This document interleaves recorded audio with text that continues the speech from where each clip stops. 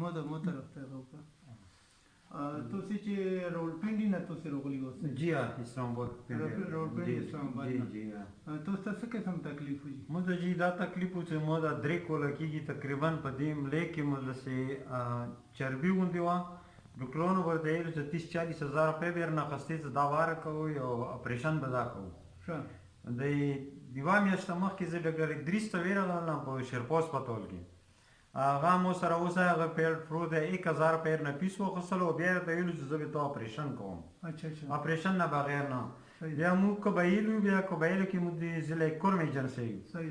بیا مو ورته کارډ وښیلو چې مو سره د صحت کارډ شته دی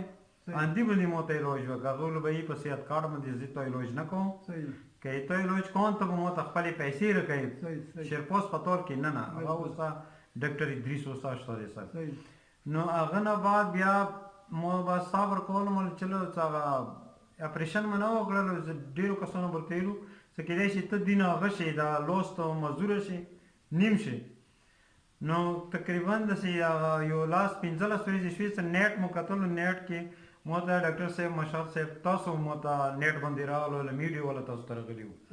نو هغه بیان څه کله مو ولیدل ما کوشش وکړ چې زه یاره شپې وي که ورځې ځان ورسوم بند وکړم نو زه څه کله نن راغلم تقریبا ګنټه کېږي مو دلته زه چې تاسو زه کله چیک کړلم کوم علاج وو تو سره مطلب چې دا علاج دی او سره نور مطلب چې تو سره کوم هنر خدای درکړی دی بالکل الله د عمر زیات کا الله د نور مطلب چې ځکه ټول مسلمانانو ته تونه پیدا رسیږي دي شي نو زه اوس په صحت پوه شوم دا لوس مو جی داسې نشو چته وای اوس دا لوس داسې راوړم دا مو تقریبا یوه ګنټه کېږي ګنټې نه زیات ټایم نه کېږي مو دی لوی او پوس یاد داسې وچته وایشه نو انشاءالله دا کومه چې چربي دی فلحال خو مو کموالی وکړلو مو ته اندازه لاګي نو کېدای شي چې دا هفتې نیمې کې دا مکمل ختم شي دا تاسو ډاکټر صاحب چې کومه خبره وکړله چې دا وینه جم دی نو دا وینه جم مو ځکه ومنله چې خپو درد مو هغه ورسره ختم شو او دې سره مطلب چې صحت نوره الګ شو ماشاءالله نو جی زه تاسو ډېره مننه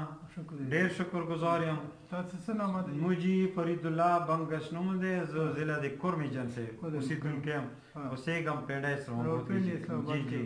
هلته کې بچیانو سره د هلته پاتې کېږم ماشاءالله السلام علیکم